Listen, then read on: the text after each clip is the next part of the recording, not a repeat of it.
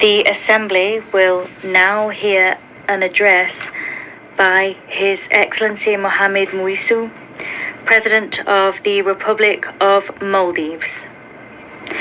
I request protocol to escort His Excellency and invite him to address the Assembly.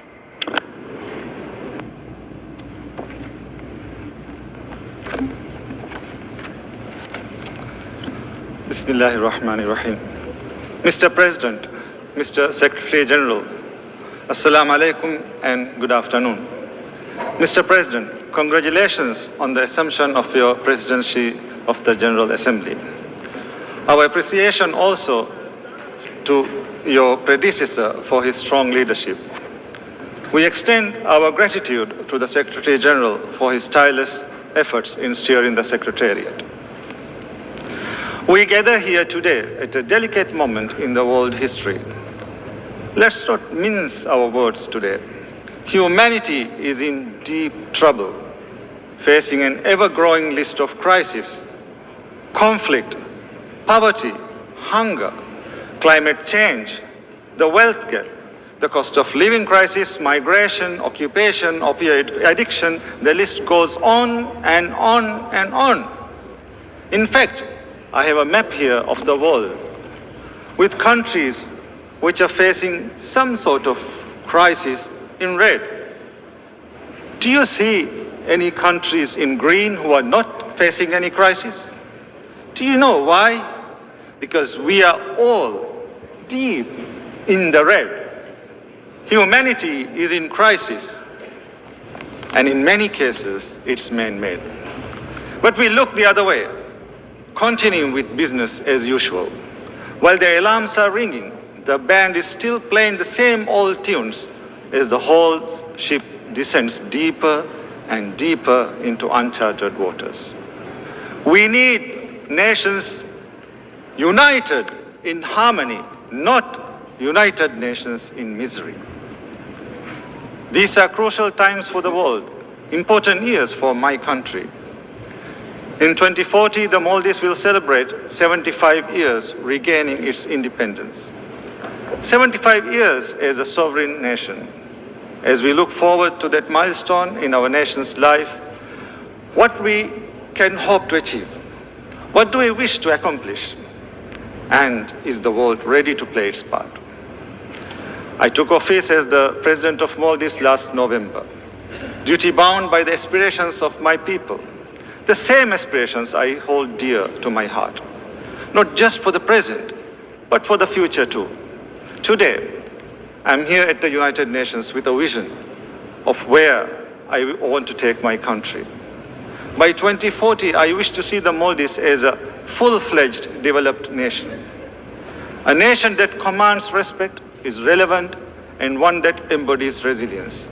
A society that is inclusive and just. A country that exemplifies sustainability and democratic governance. Destiny is not mere fate. It is a consequence of the many choices we make, the many decisions we take, and the many hours we work.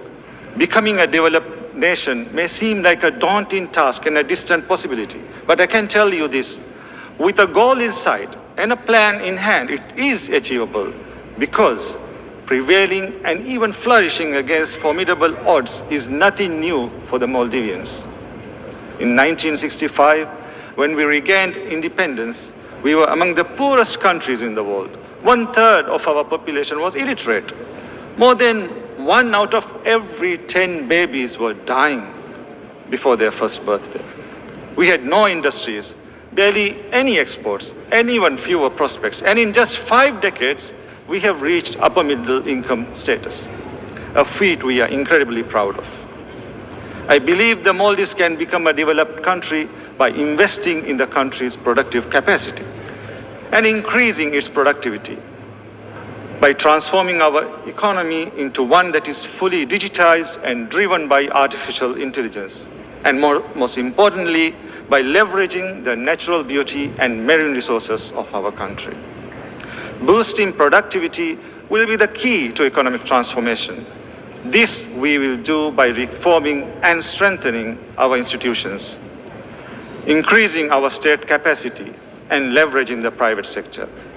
We will also identify and implement policies that support investments in key sectors, such as the digital economy. The Maldives has over 1,100 islands spread across 90,000 square kilometers. Enhancing digital connectivity is key to achieving inclusive development, mobilizing economic activity, and fostering a more diversified and resilient economy. We believe the future is intelligence-driven. This is why we are working towards a digital economy that can contribute up to 15% of our GDP by 2030. This can be achieved through investing in our ICT infrastructure. We are using and expanding artificial intelligence systems to deliver essential services such as healthcare, education, and social welfare.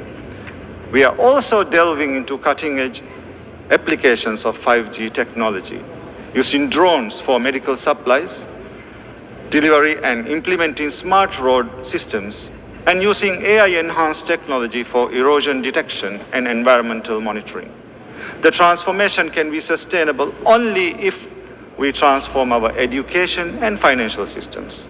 We need to invest in digital literacy from a young age to build a generation that can use artificial intelligence to enhance public service delivery, build new products, and successfully compete in the global digital economy. We need to bridge the digital divide within the country, including through improving data collection and utilization.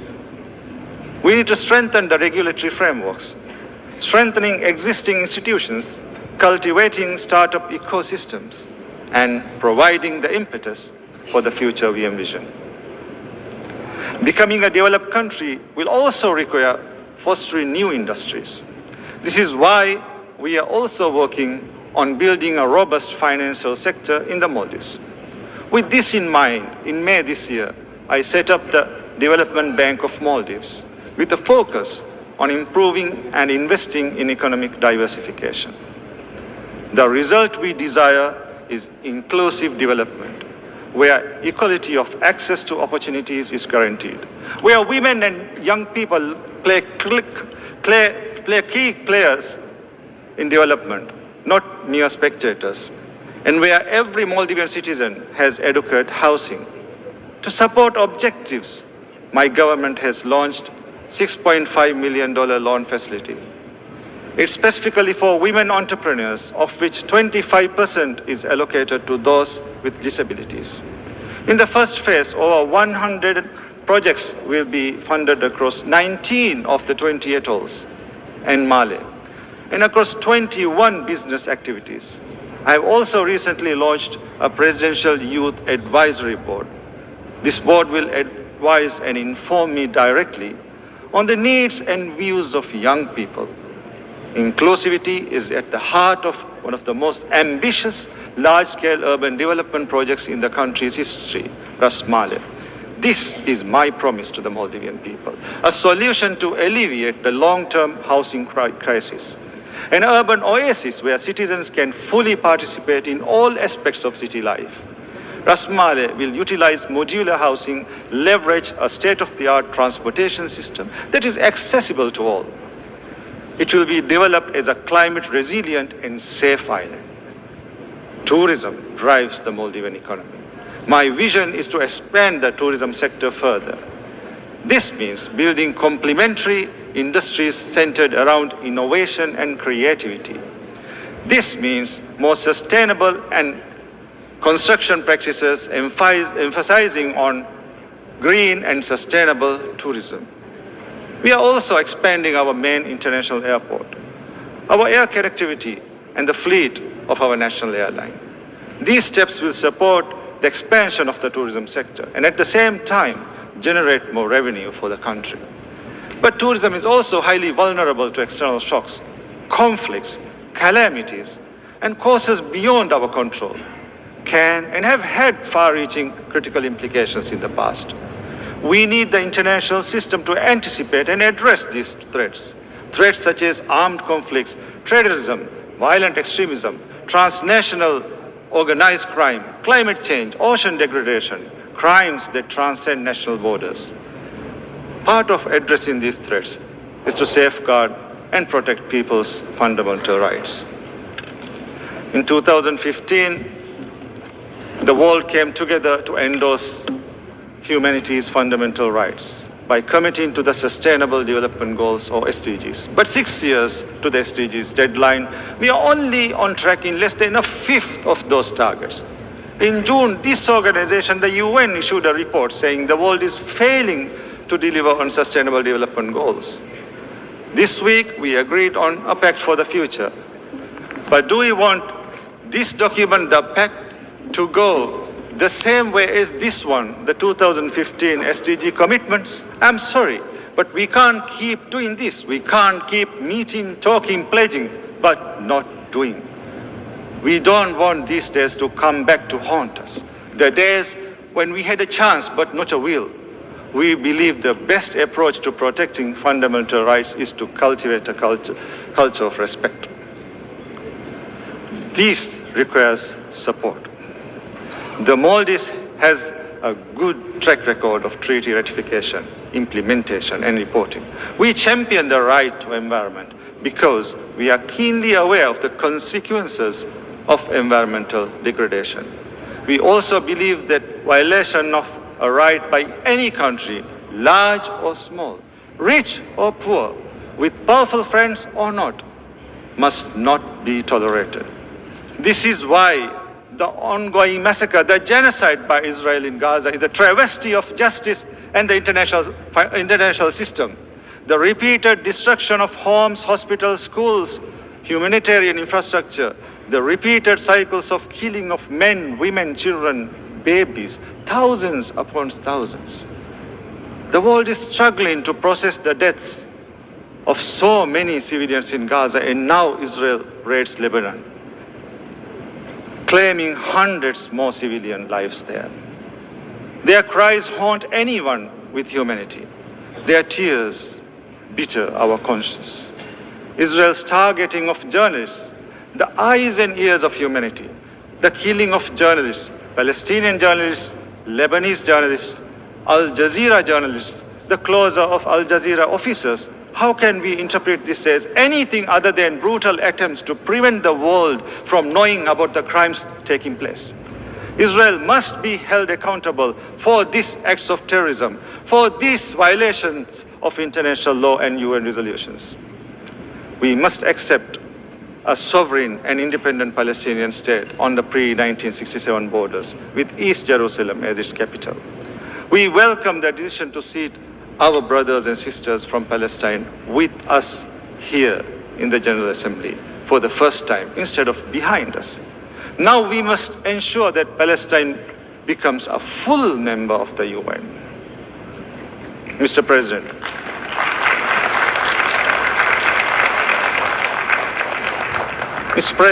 the Maldives is gearing up for an economic transformation that will change lives. But our policies can deliver the results only with sufficient international financial support. The Maldives has always taken ownership and responsibility for its own development. While we have received extensive support towards our development, we urge the multilateral development funds, banks, and bilateral donors to view us as your partners, not just as recipients of aid, to stop looking at our inherent vulnerabilities as limitations, to adopt tailor-made approaches which are mutually beneficial, to reduce the cost of borrowing, to make the financial system work for us, not penalize us, to make your terms flexible, your financing less rigid, to make your lending targeted, affordable, and responsible. Mr. President, climate change is the most serious threat to our world, the defining challenge of our generation. It's washing away decades of progress in mere minutes. It's diverting already depleted resources of long-term development to emergency relief and reconstruction, preventing countries from adapting to climate impact. And the vicious cycle continues. The Maldives has always walked the talk. We are investing in renewable energy. Our goal is to have 33% of the country's electricity demand from renewable energy sources by 2028. On behalf of the Maldivian people, I implore you, do your part, act now. We must face the climate emergency head on with science, determination, and resources. The rich and emitting countries need to meet the financial pledges already made, especially on adaptation, where the financing gap continues to widen. As we work towards COP29, we must ensure the new goal on climate finance matches the level of climate action required. This means the new goal must go beyond the $100 billion. It must include as a minimum loss and damage response, mitigation and adaptation as sub-goals. One of the biggest victims of the climate crisis is the ocean. The Maldivian people and their livelihoods are dependent on the health and wealth of the ocean. We need to step up efforts to sustainably use and manage our ocean resources, address plastic pollution, conserve biodiversity, and protect endangered species. This morning, I ratified the Global Ocean Treaty. We urge you all to do the same. We urge you to do your part to address climate change, overcome pollution, and reverse biodiversity loss. The transformation the Maldives seeks cannot be achieved without an enabling global environment. Small countries like mine need a multilateral system that champions us and delivers for us. The United Nations is the epitome of the multilateral system. It is well positioned to promote sustainable development, to maintain peace and security, to promote and protect human rights, to enforce equality, the rule of law, inclusivity, and representativeness. But what we are witnessing is the opposite. Inability to stop climate change and environmental degradation, inability to stop war and genocide, inability to stop exploitation and suffering, inability to stop unequal representation. Hence, the United Nations needs reform and revitalization. It needs to be representative. The Maldives cannot and will not watch and stand idle while the multilateral system fails, because our development, our advancement, and our survival is tethered to the world. That's why the Maldives is seeking to get elected to the Economic and Social Council for the 2027 to 2029 term. We count on your support.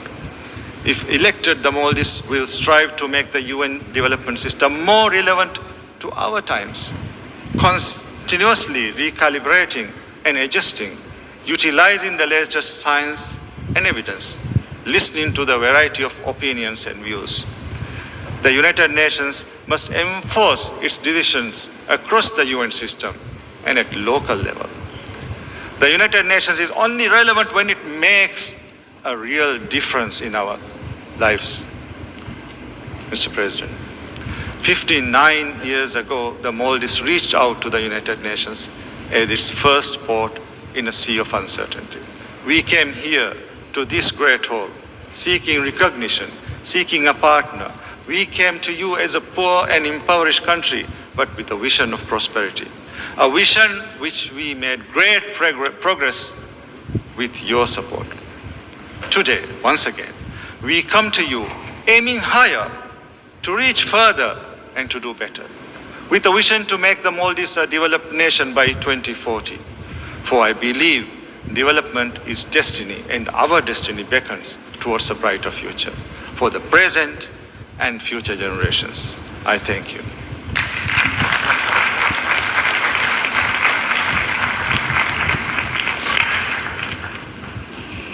En nombre de la Asamblea, agradezco al presidente de la... On behalf of the Assembly, I wish to thank the President of the Republic of Maldives.